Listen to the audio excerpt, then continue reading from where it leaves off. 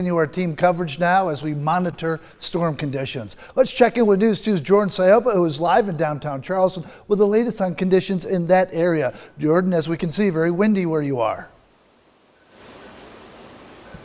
Yeah, Brendan, we are getting a break from the heavy rain, but the wind has continued. Now, in between my 4 and 5 o'clock live shot, I went back down to the battery to see how conditions were there. You could see in the videos soon that will soon be playing, you could see the waves crashing over the wall. It was really hard to stand down there. Nobody in sight. I would not recommend going down there, and you could tell the area was beginning to flood. Now, Ben Almquist, the city's director of emergency management, says they're preparing for this weather event in a number of ways, starting with upstaffing police and personnel. Crews lowered the water level in Colonial Lake and deployed pumps to get ahead of any flooding.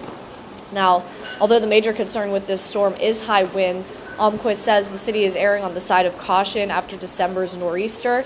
He explained FEMA-based damage assessments from that storm found nearly 130 reports ranging from very little to minor damage. Again, while most of downtown Charleston was pretty calm today, not many people out, I should say, the wind didn't stop some from venturing to the battery earlier this afternoon.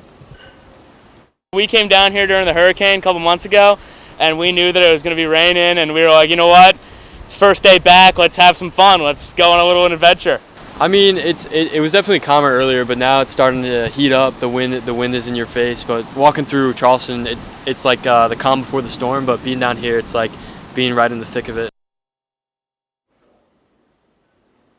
Now, trash pickup is suspended and will resume tomorrow, and parking garages throughout the city are free until 8 a.m.